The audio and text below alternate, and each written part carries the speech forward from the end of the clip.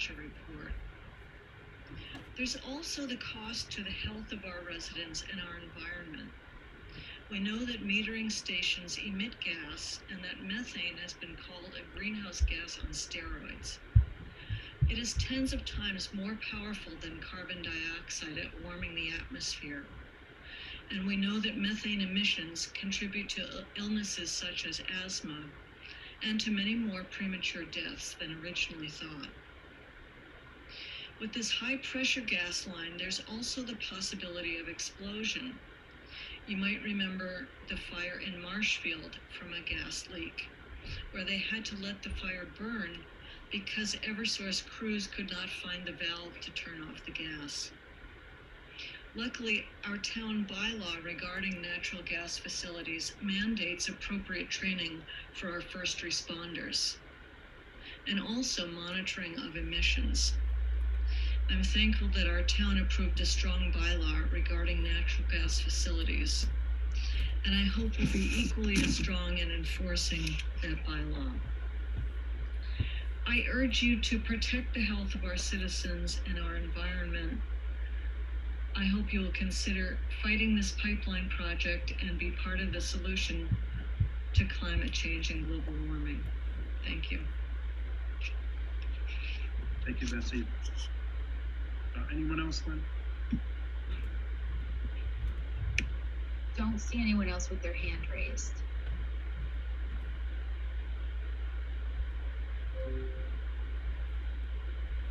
Okay, next item on the agenda, board and committee interviews.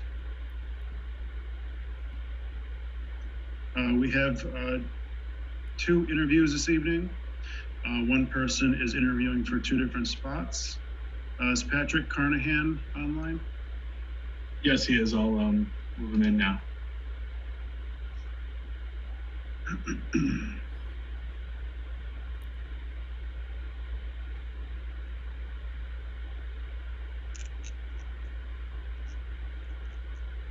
Good evening. Hey, Patrick. So it looks like you're you have put in for a spot on the tree committee, as well as the Conservation Commission. Why don't we handle one at a time and just tell us a little bit about your experiences on the tree committee? Sure. I've been on the tree committee. This is a reappointment I'm requesting. I've been on the tree committee for a couple of terms now, working on the public street trees, the health and safety regarding them, and also sort of trying to do as many new tree plantings as we can in Long Meadow to cover the loss that we've had over the years via the storms and also the aging out of some of the older trees.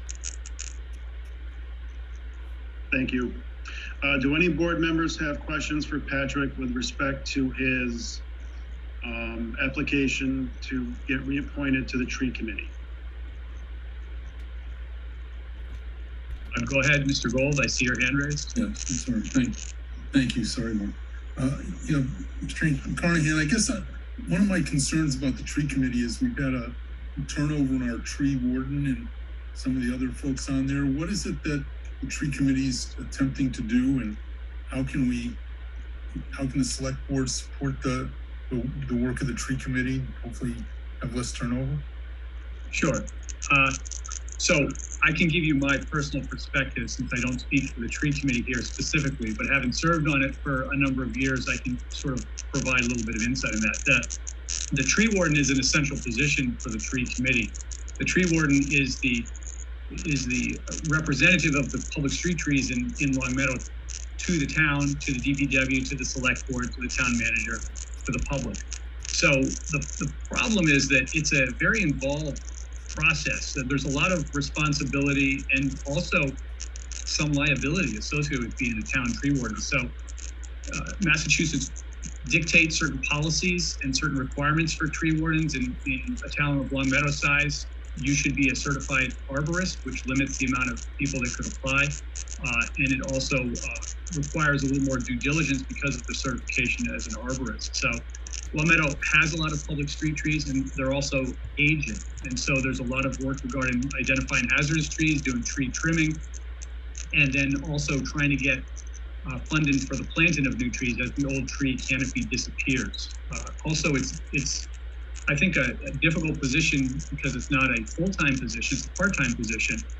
Right now, it's currently only 10 hours a week, which really isn't sufficient time to do the work of a tree warden. I would personally think that a tree warden position should be a full-time position in town. I think it should be run out of the DPW, but not under the DPW.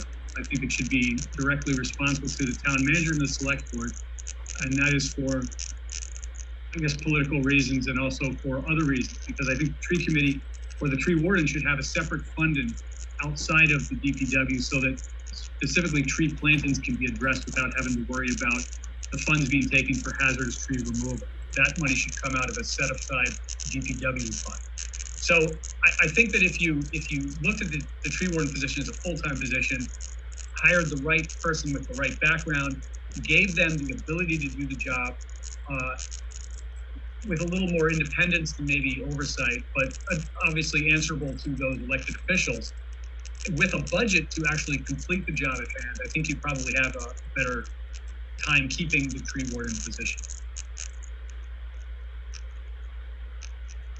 Thank you. Steve Morantz?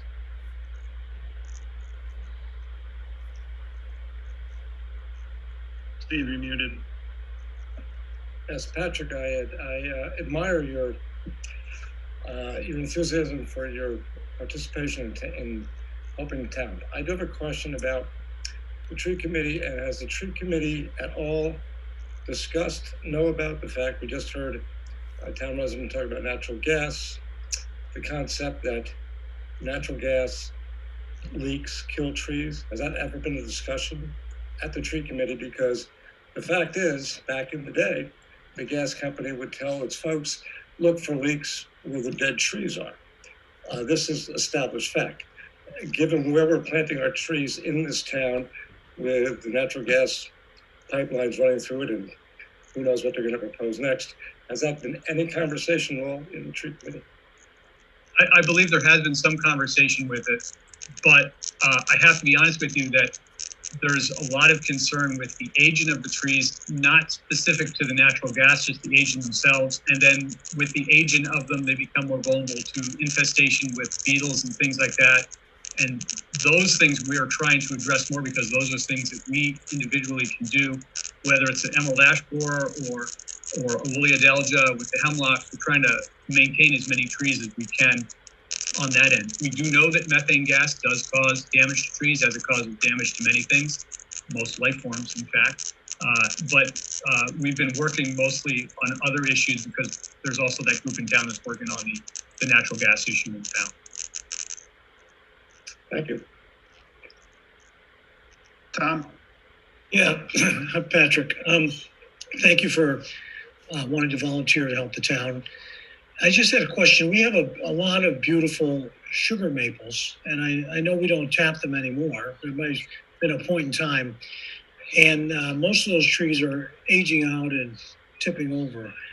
But is there any place in town where the tree committee would see the ability to plant those? I know that they become a hazard because of, electric line, different lines for cable and everything like that. They don't want them getting in the way of stuff with telephone poles. But is there certain places where we might be able to have some plantings of sugar maples, especially? Well, the sugar maples are being impacted not just by the electric company, which does do trimming that needs to be done so that we don't lose power, but it's also climate change. They're a northern species. They like cold winters. As the winters become less cold, that affects their longevity, and also they're very sensitive to street salt. And the town has historically, well, at least the last 20 years, used a lot of salt on the street. So if those were going to go in as street trees, they would only be able to be planted probably 20 feet back from the roadway, where salt spray would be less significant, which would really limit the amount of areas you could plant them. They are gorgeous. They look beautiful in the fall. They're a wonderful canopy tree, but unfortunately, they're vulnerable to climate change and salt specifically. Okay, thank you for your answer. Anybody else? Okay, thank you, Patrick. Moving on to your candidacy for the Conservation Commission, you just want to talk a little bit about, and this would be a new appointment for you, talk a little bit about, why you want to join the Conservation Commission. Sure. So I do want to mention, I saw that it was for a 3-year appointment, but I had actually applied for the 1-year non-voting position. Is that still open, do you know, or? Because that's the one that was posted as being open, but when I got the notification, it said for 3-year regular term. Now, if it's a 3-year term, that's fine, but I just want to make sure that, I applied for the 1-year non-voting term, but I can do the 3-year. So if it's all right with you folks, I will just provide my background and all, and, the Conservation Commission can decide on what position that actually is that's open.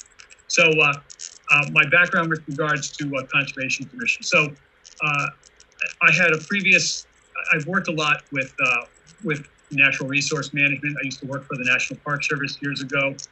I worked on a bunch of different committees regarding natural resources, as well as cultural resource management policies and whatnot. I've also worked a lot with environmental impact statements and in cultural and natural resource assessments as part of construction and development. I used to be an archaeological field technician too. So I would butt up against that. And that's important because the Conservation Commission deals with a lot of water resource in town, specifically the wetlands and waterways in Long Meadow and development that goes up to those. And so I'm relatively familiar with some of the federal as well as state rules and laws governing development and use along waterways and wetlands. I also worked on the Bliss and Laurel Park certification for Chapter 97. So we got into a lot of water issues regarding that. And I've been working with the Connecticut River Conservancy regarding Cooley Brook and some of the streams that are feeding into the Connecticut River. So we've been doing some water sampling with that. And so I am familiar with some of the legal and rules that govern the Conservation Commission and how they would handle their job. Thank you. Any questions from board members?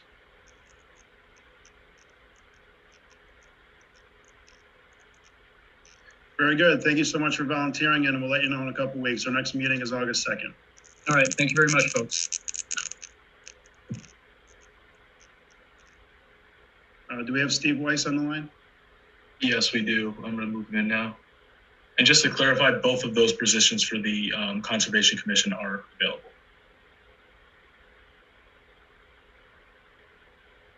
Okay, thank you. So I guess just, if I'm still there, I guess whatever position the Conservation Commission feels is needed. I mean, if it's a 3-year, it's a 3-year. If they need me for that, that's good. I only saw the 1-year posted. Thank you again.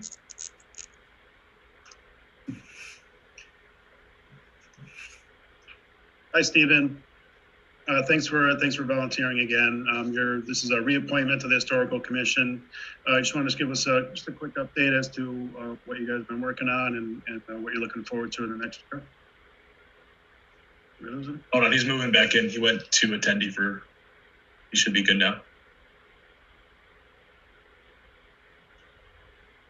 There we go. Can you hear me now? Yep. All right, thanks. I'm reapplying for, I think this will be my 4th term on the Historical Commission, but I actually do serve on 2 other committees in town too. As several of you know, I'm also I am the Historical Commission's designee on the Community Preservation Committee, and I think I've been chair of that now for probably 7 or 8 years now. I'm also one of the designees on the Demolition Delay Committee. What we're doing on the Historical Commission is for the most part pretty low profile. We do a number of things, but part of it is just keeping an eye out, collecting, organizing, and keeping an eye out for the history of the town. Over the last few years, we've had a few studies commissioned, partly with CPC funds and partly with Mass Historical Commission funds, to get better updates and more precision on historical structures in town. One set of those was barns that are in town, and another is properties that are subject, getting a real definitive list of properties that are subject to the demolition delay bylaw, meaning they were built before 1901. And we also coordinate on some level with the Historical District Commission and with the Historical Society. Is again, we have we have a wealth of history and a wealth of historically based committees or entities in town. We have a budget of 0. We spend it down vigorously every year, and and then among other things we do. So, for instance, on the Converse Street road, the renovations, the upgrades to the road that are going to take place at the intersection of Converse Street and Route 5. Well, some of those areas are historical, so we do get consulted on that when the final plans are drawn up. And frankly, the towns are pretty good at letting us know when there's something that's of historical significance in town. And then certain things just pop up. There's a house down in the south end of town right now that is certainly historical in the sense that it was built in the 1780s, I believe. It's down near the public gardens, the community gardens. And we've been keeping an eye on what's been happening on that since it got foreclosed on.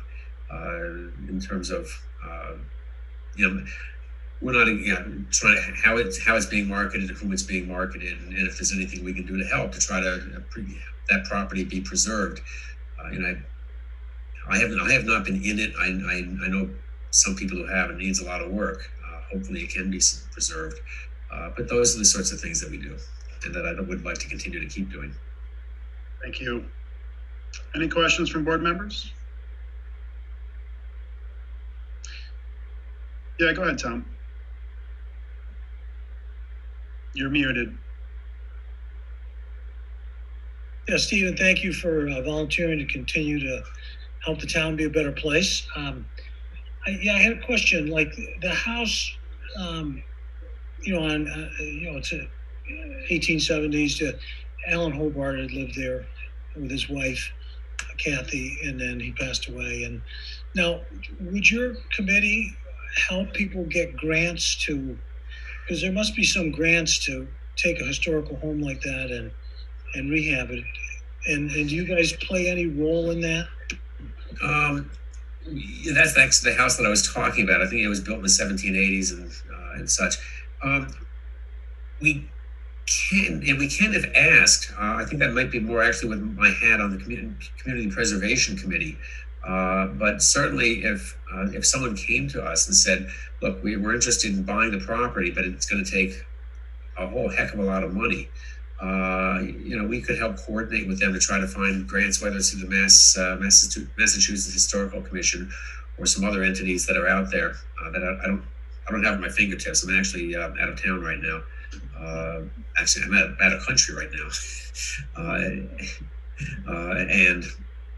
but yeah, we would certainly try to be a resource for people that would do that are interested in doing that. It takes a special kind of person to want to take one of those properties. Frankly, we would love to see someone like that step up.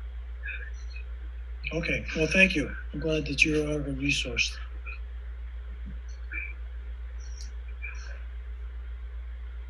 Any other questions for Stephen?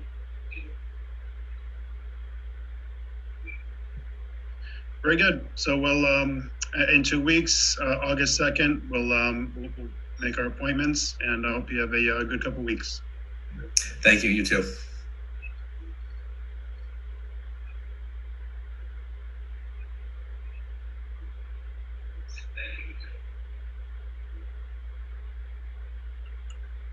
Okay. So next on the agenda are the board and committee appointments. These are individuals who were interviewed at our previous select board meeting. First up is Margaret Cohn, who applied to get reappointed to the Historical Commission. Looking for a motion to reappoint Margaret Cohn to the Historical Commission. Go ahead, Steve. I so move that motion. Steve, you should put in an end date of the term. And when is the end date? June 30th, 2024. 2024. Thank you, Mark. I'll second. Okay, any discussion? Mike, can you call the roll, please? Mr. Strange, Yes. Mr. Morantz, Yes. Mr. Levine, Yes. Mr. Gold, Yes. Mr. Lacusa, Yes.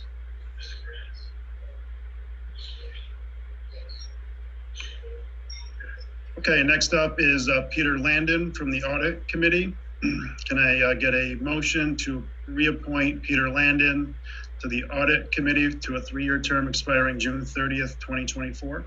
So moved. Second. Any discussion? Mike, can you call the roll, please? Mr. Strange, Yes. Mr. Morantz, Yes. Mr. Levine, Yes. Mr. Gold, Yes. Mr. Lakusa.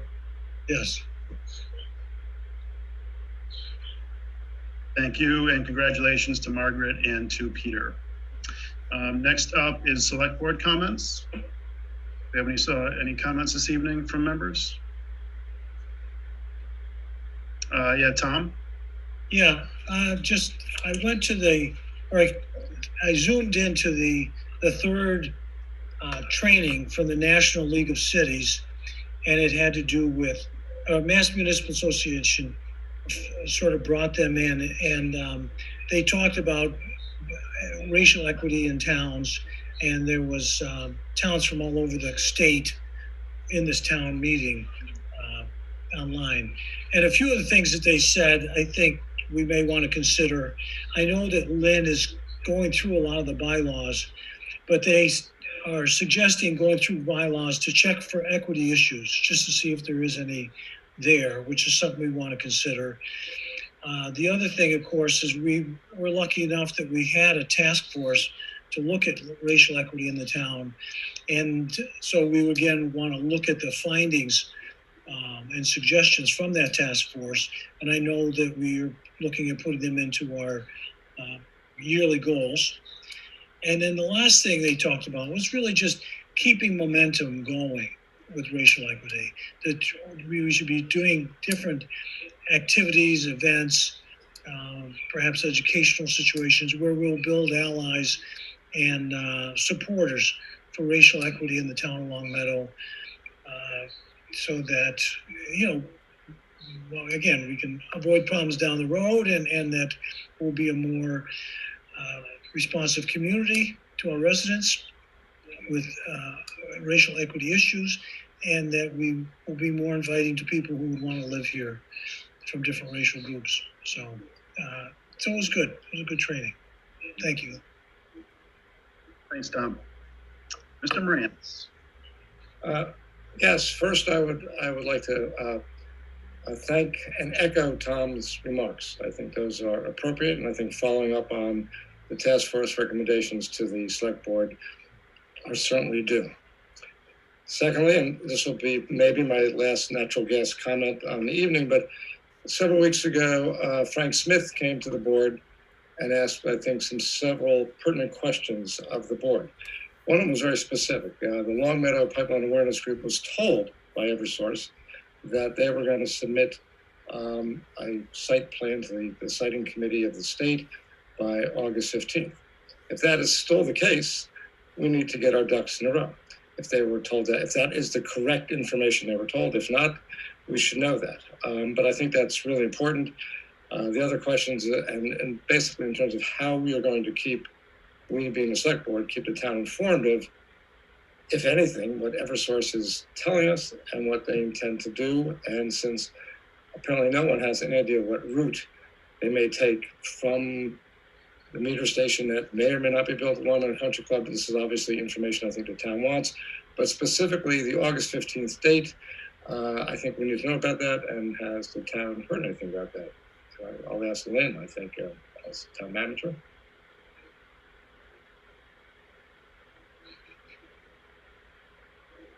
Mark, do you want me to address that right now, or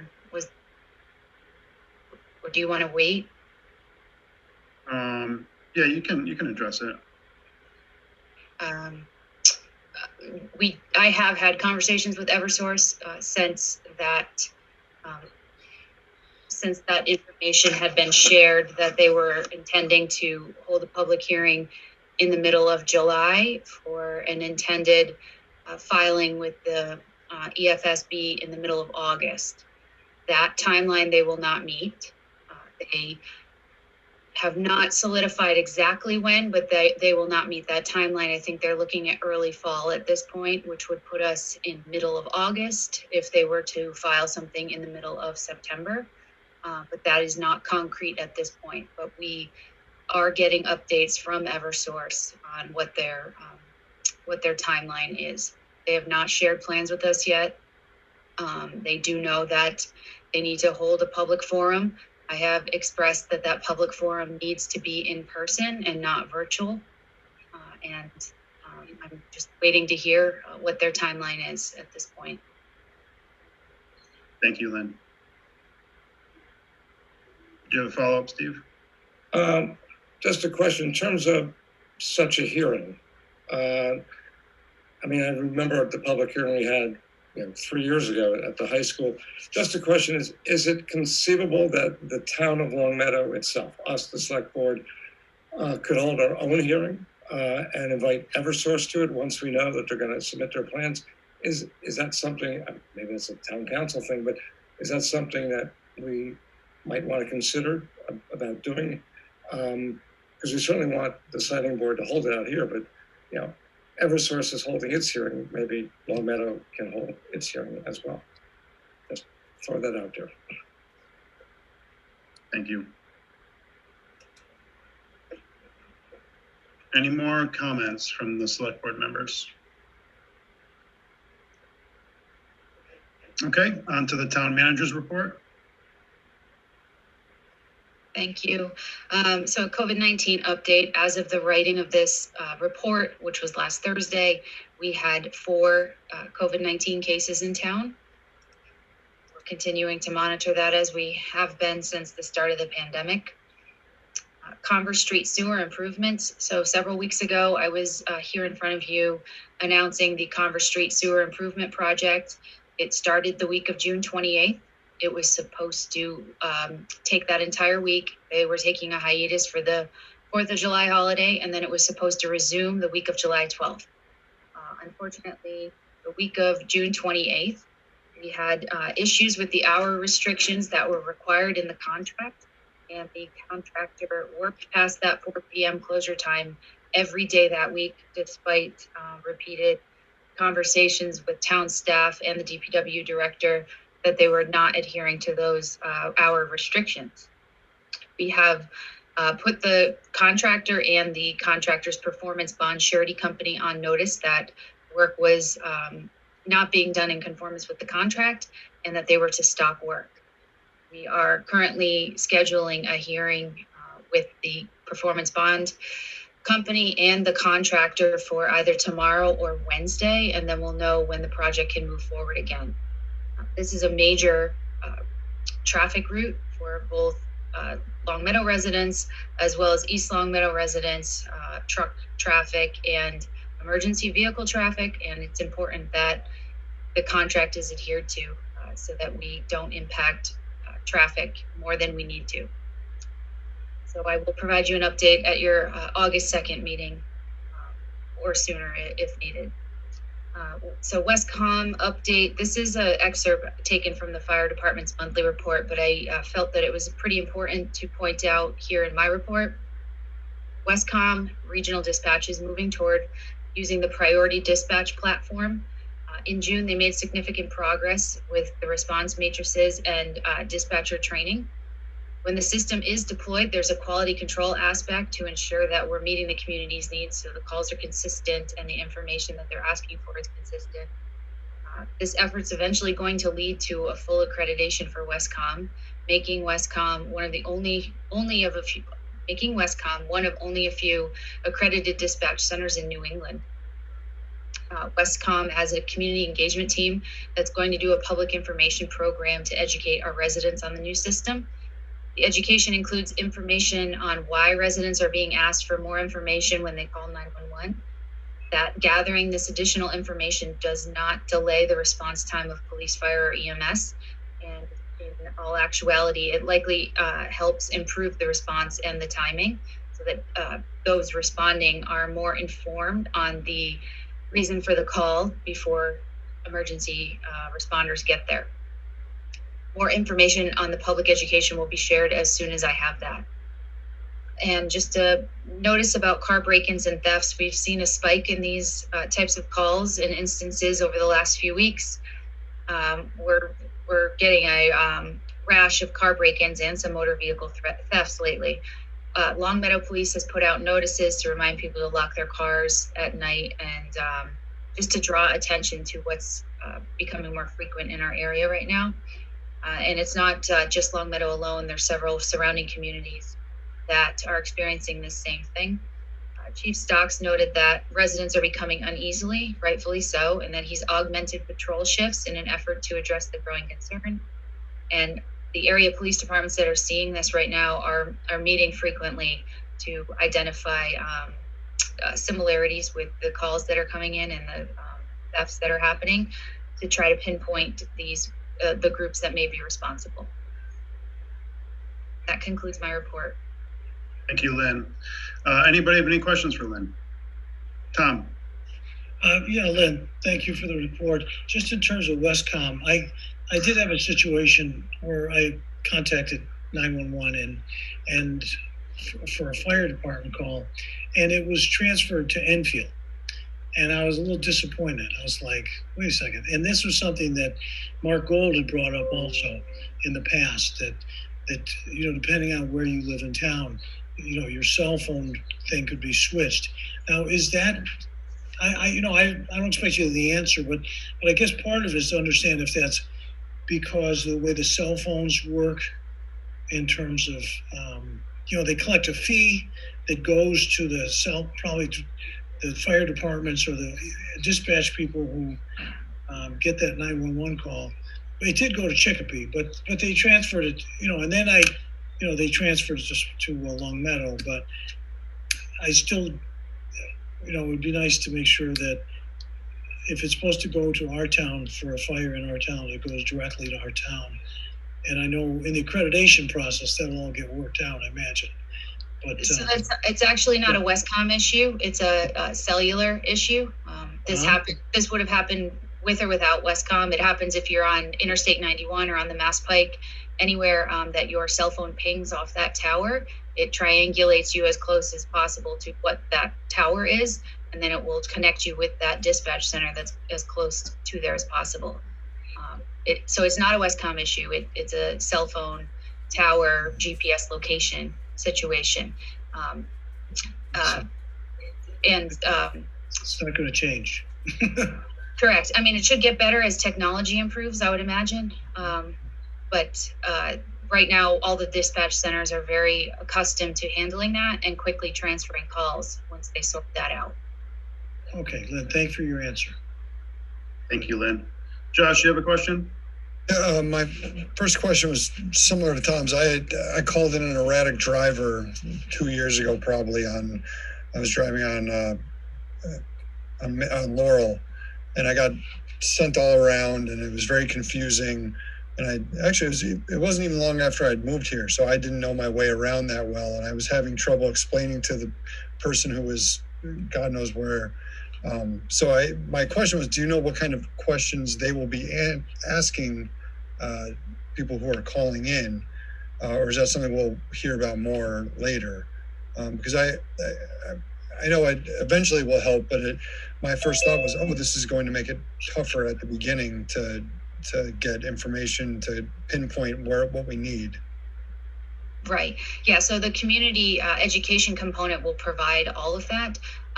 But what can feel frustrating when you're in an emergency situation and you're being asked all these questions, what the caller doesn't necessarily understand is that dispatcher is transcribing all of that information directly to those that are responding. So they're getting real-time information. Say it's a choking child. They're getting that information while they're en route to the call, so that there is no lapse in trying to get that information when they walk in the door to your house. They already know why they're there. They know what they're looking for. They know what floor you're on. They know what you think they may be choking on. It's a lot of information gathering that can seem overwhelming to the person making the 911 call. And I know that the community education component will address that. But it also, it's hard to remember that when you're in an emergency situation and you're making that call. Okay. Another question on the, speaking of gathering information, I've heard from a lot of people that have had their cars, people are jiggling the handles or going in and stealing it over in Colony Hills. Are the police, and I've seen videos and pictures, are the police gathering like the ring videos and sharing those with the other police forces? Yes, they're doing a lot of information sharing. And several weeks ago, Police Department, Longmeadow Police put out a request to residents that if you did have those cameras, you could certainly put your address on file with the police department so that if there was something that occurred in your neighborhood, they could look, they could reach out to you and ask you for a copy of that footage. And they do definitely share with other local agencies. All right, thank you, Lynn. Thank you. Mark?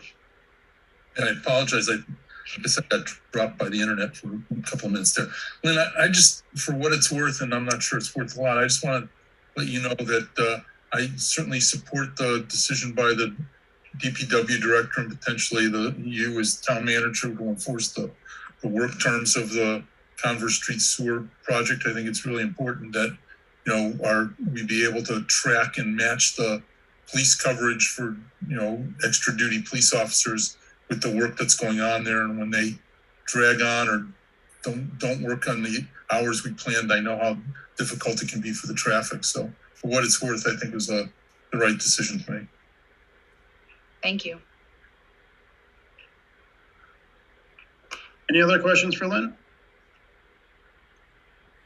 Okay, thanks, Lynn. On to old business. Or first, yes, Mr. Morantz.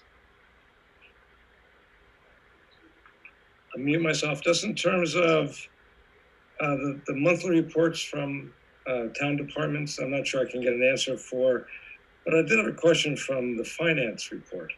The finance report has, we're getting Corona relief money, we might be getting this other American Rescue Plan money, but we spent more money, and the number, I really would be curious to see how all these numbers add up, because one says we're getting $700,000, but we have receipts for $800,000, and there's this other set of money, and I think clarification on where this money is coming from, how we've spent it, what we can spend it on, would be really helpful.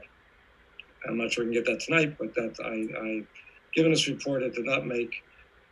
I did not make great sense of where we're at in terms of all this money and what we're going to do with it, and if and when we're going to get it.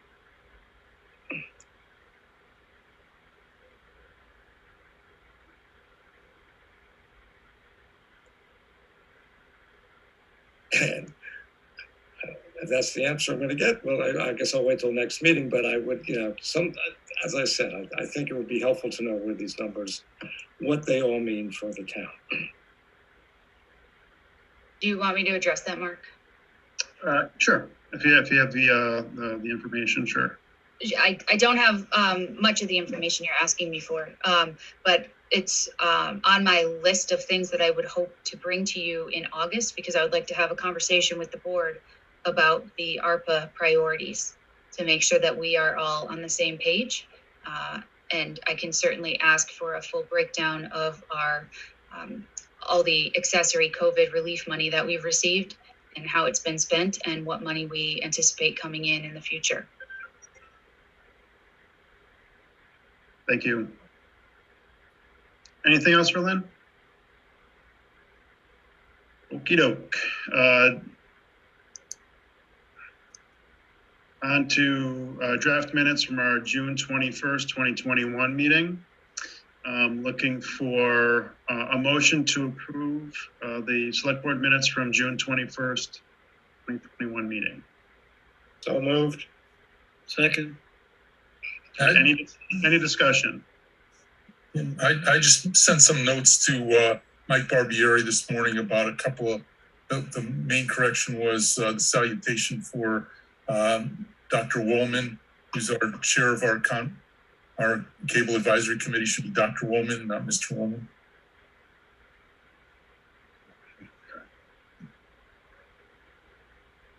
Those changes will be made for the document that gets uploaded to the website. Thank you. Okay. Motion to approve. Can I get a motion to approve the June 21st, 2021 Select Board meeting minutes, subject to the changes that Mark sent to Mr. Barbieri? So moved. Seconded. Any discussion? Okay, Mike, can you call the roll, please? Mr. Strange, Yes. Mr. Morantz, Second. Yes. Mr. Levine, Abstain. Mr. Gold, Yes. Mr. Lakusa, Yes.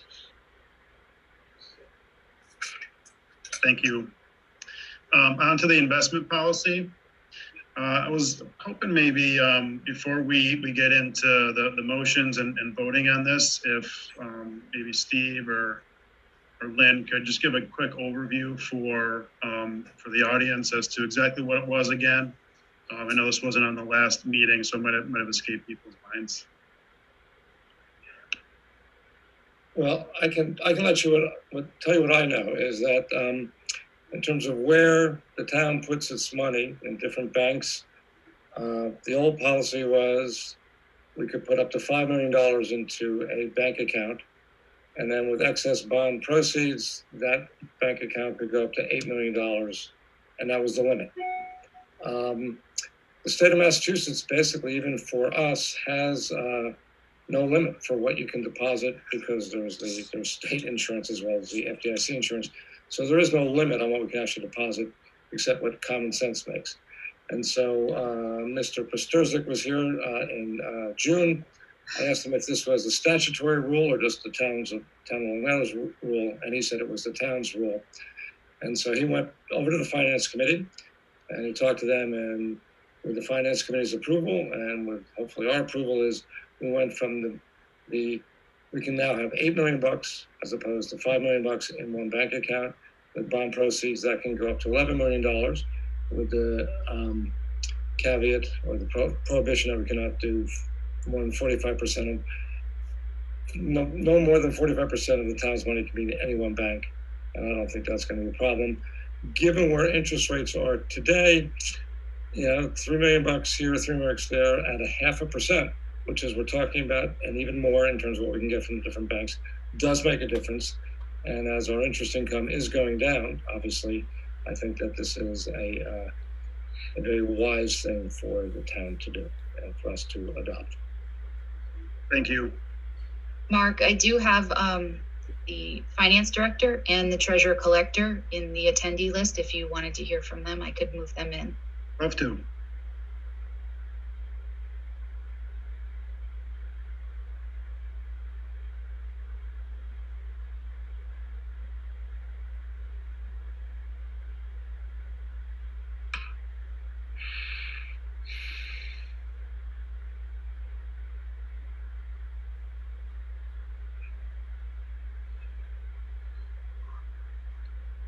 Good evening. How are you? Hey, Jen, do you just want to speak to the investment policy for us? Sure.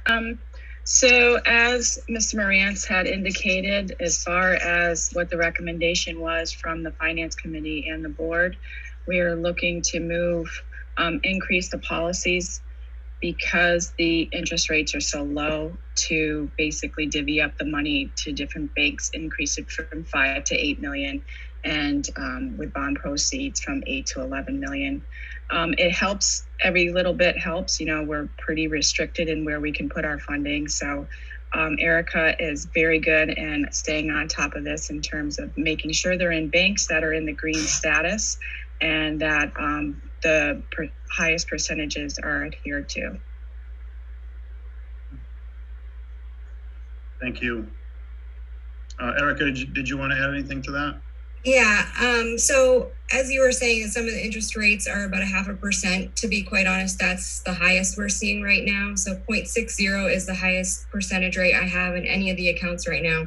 So they range from 0.03 to 0.60. So this is a crucial update to the policy for us to get some interest income. As you said, it is suffering greatly this quarter as compared to the past. So this is really, really important for the town to get this amendment so that we can really take advantage of the higher interest rates. Thank you. Does anybody have questions for either Jen or Erica? Josh? I know we have the 45% cap on any one bank.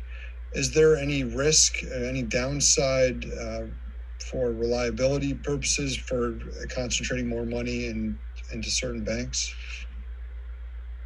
Or is that what the banks are in the green? Is that what that was in reference to? I can answer that. So all of the banks go against our rating system with Veribank. We check that quarterly. And within the policy, there's restrictions that if the bank were to go yellow or red, there's different steps that the town has to take to make sure that we are safeguarding our monies. So we have that policy in place that will make sure that we're not risking our money. But we also, the assistant treasurer and I are in there daily in all of our accounts, making sure that there's nothing suspicious going on. We're checking them, and we have very good relationships with all of our representatives at the bank. So I truly believe if something were happening, we would know about it even before Veribank indicated it on their risk rating. Thank you.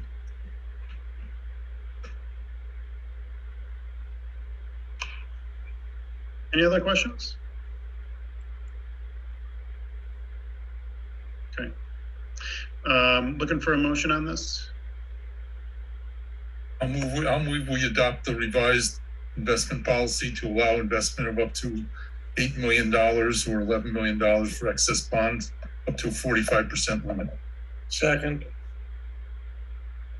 Any further discussion? Mr. Barbieri, please call the roll. Mr. Strange? Yes. Mr. Morantz? Yes. Mr. Levine? Yes. Mr. Gold? Yes. Mr. Lacusa? Yes. Terrific. Thank you, Jen. Thank you, Erica. Have a good night. Thank you, guys.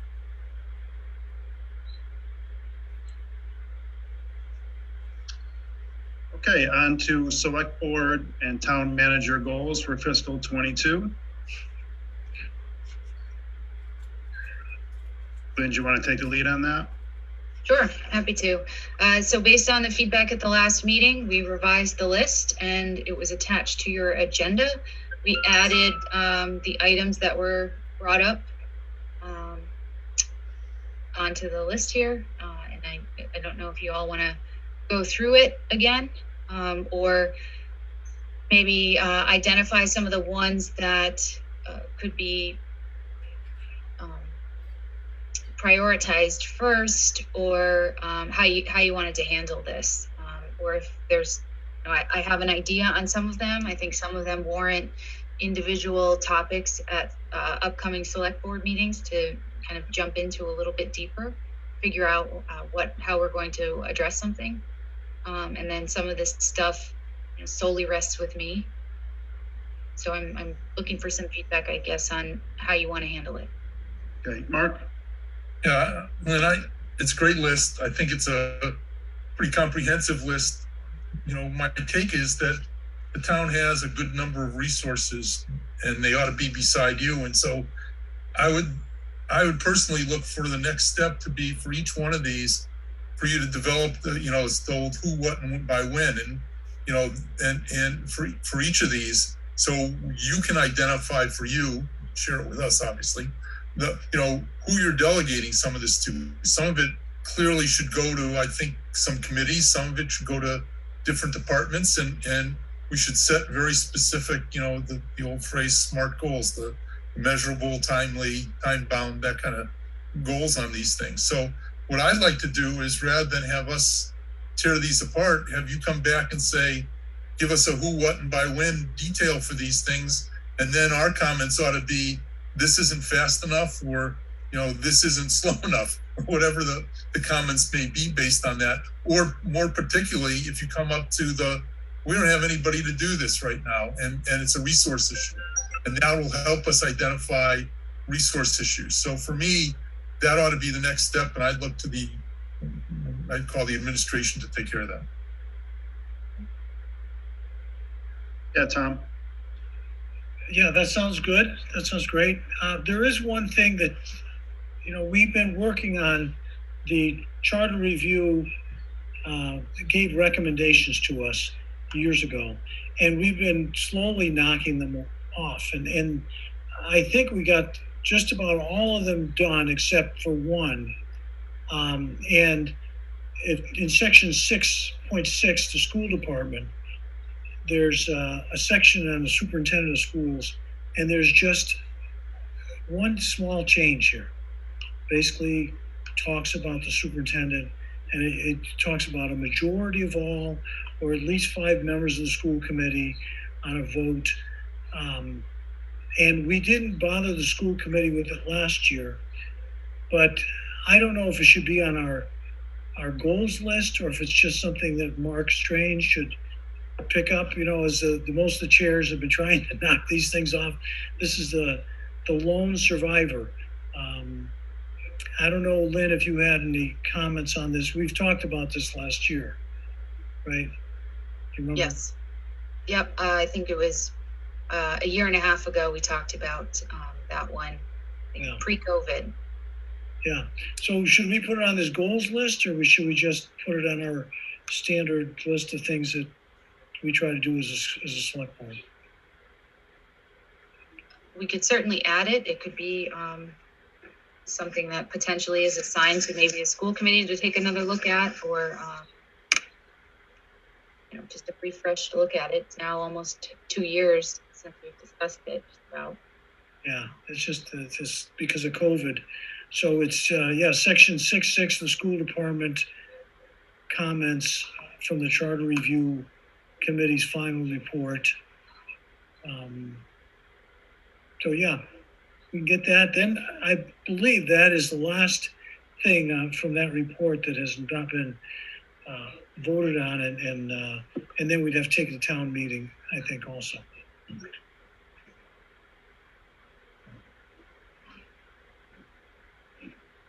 Dave. Yes, I agree with Mark Gold that with his suggestion. I do just have one question, though. One of the goals is renew the pilot agreement with BayPath. Could you give us a little elucidation of what the pilot program actually is? Sure. So pilot stands for payment in lieu of taxes. There's an agreement that the town has in place with BayPath where they pay property taxes on a set number of properties that, they give the town a payment in lieu of taxes because parcels that they own are tax exempt if they're used for educational purposes. So there is an agreement with them that expired last year. I had started very, very brief discussions with them. COVID hit and their president retired, and we've had some staff changes as well. So that conversation did get pushed to the side. So that's why I feel like it's an important goal for 22 to make sure that we get that renewed agreement in place so that we can properly account for those properties. Thank you.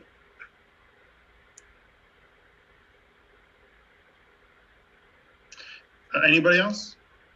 Mark, do you think we don't need a motion to ask Lynn to go forward with next steps? I think we just have her. Lynn, are you comfortable just coming back to us with a more comprehensive listing there? Yeah, I think that's a great approach. Yeah, agreed. Thanks for the suggestion, Mark. Yeah, I don't think we need a motion. We can just, unless somebody has any other comments, we can just keep it on the agenda for next time.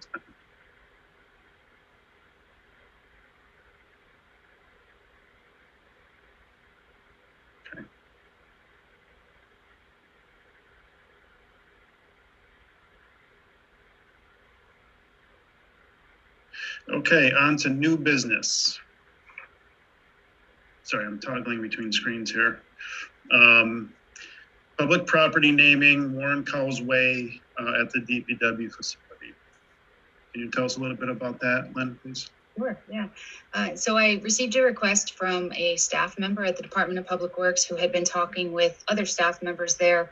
Since they moved into the new facility, the driveway entrance that they use to enter the back of the facility to get around the building, to fuel up and the salt shed and enter the garages. They made a request that we name that Warren Cole's Way. And they feel like it would be a great way to memorialize his presence and emphasize safety for all staff. So I agreed that I support this wholeheartedly, and I agreed to review the process to make this happen. It appears to me that this falls under the public naming policy, the select board town manager policies. And so I drafted this memo to, provide you a brief outline of it. And I bring it forward to you tonight for consideration. The sign could be made in-house, and the labor to install it can obviously be done by DPW staff. So I present you with this request here tonight.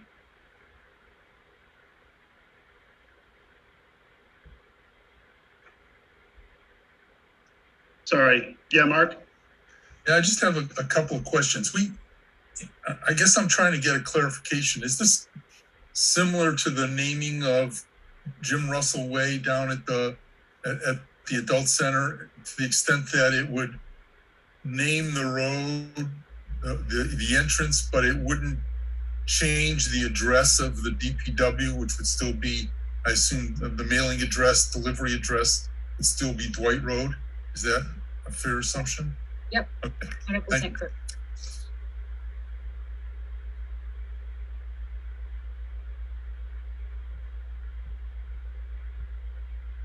Any other questions for Lynn?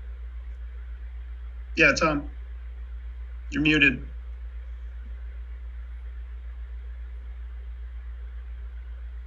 I never used it to mute myself at all. Now I'm messing up. So yeah, I am in full support of this idea of naming that entranceway after Warren Coles. For those of us who went to the funeral service and the burial, as you approached the cemetery, there were DPW trucks from all over the state, and it seemed like 3 miles. Well, it seemed like 5 miles, but it was probably 3 miles. But it was just truck after truck of DPW workers out there, in this memorial display of this individual who died in service to the town. And so, I think that this street naming is a nice way for us to actually respond to workers all over the state who saw the importance of Long Meadow recognizing, being a safer place and the hard work that our DPW does as first responders in storms and everywhere else. So I'm 100% behind this. Thank you. Anybody else? Very good. So we'll vote on this next time, Lynn? Okay. And last but not least, fall special town meeting article submission.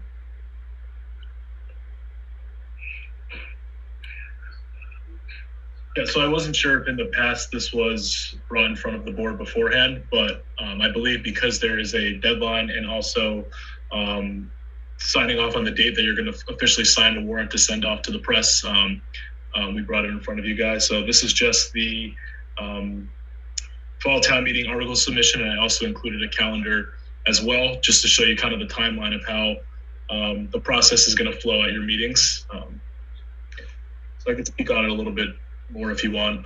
Other than that, it's pretty self-explanatory in the memo. Mark, just a comment. In the past, we have approved the schedule and the deadlines for fall town meetings as much to publicize it and get it in the minutes so that people in the community understand the deadline for submitting, petition articles. Okay. Yeah, Steve. I'm assuming this must be all driven by printing, because town meeting is November 2nd, but if you want something on the warrant, it's got to be in by September 14th. That seems to be fairly early in the ballgame to me. if it's all driven by printing, I sort of get that. But just like for the Springtown meeting, I mean, it seems to get a warrant in, there seems to be a lot of time between September 14th and November 2nd to have this whole thing done. So I just think that, I think we could, if printing allows, I think we could push back that September 14th timeline somewhat to later September, if that's a doable thing. It just seems to me to be, there's a lot of time between when you got to get a warrant in and when the town meeting is. If I could just respond to that, Mark? Sure. The issue is we only have potentially 2 meetings between this deadline and the town meeting. And we have to review the warrant, even the public submissions that have to be reviewed. And so it sounds like a lot of time, but it's not as much as it sounds like. And in fact, for the special fall town meeting, you know, we don't have to put it, in fact, I don't think we do put it in the reminder. It doesn't get distributed. We don't have the 2-week distribution requirement that we do in the annual town meeting. But the issue of getting it to the select board and getting the select board to review them has always been the issue. And that's why it's always been that 5-6 week period, Steve. Thank you, Mark. Anybody else? So according to the select board rules of procedure, we would ordinarily put this on the next agenda and vote on it then. Does it make sense to vote on it this evening instead, or does it matter? Mark? Yeah, Tom.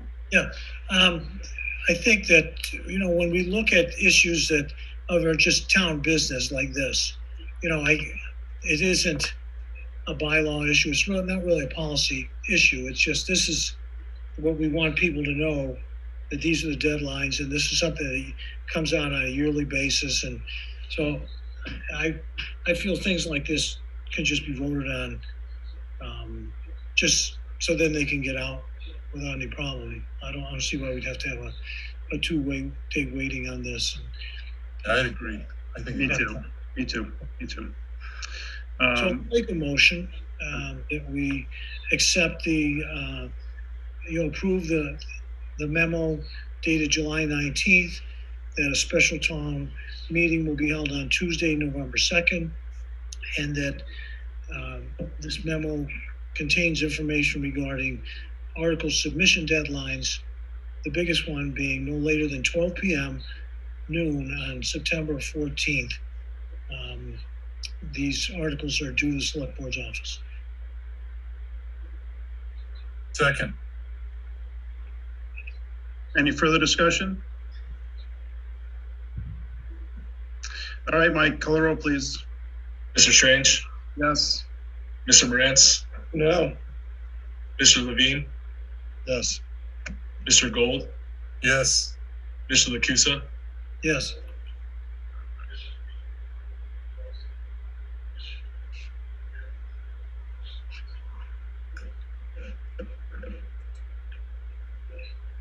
All right, thank you, everyone. I don't think there's anything else unless I'm missing something, Lynn. No. All right, thank you, everyone. Was that a motion to adjourn? It was. Second. Any discussion? Mike, call the roll, please. Mr. Strange? Yeah. Yes. Mr. Morantz? Yes. Mr. Levine? Yes. Mr. Gold? Yes. Mr. Lacusa? Yes. All right, and with that, thank you, everyone. Hope you guys have a great night. Okay.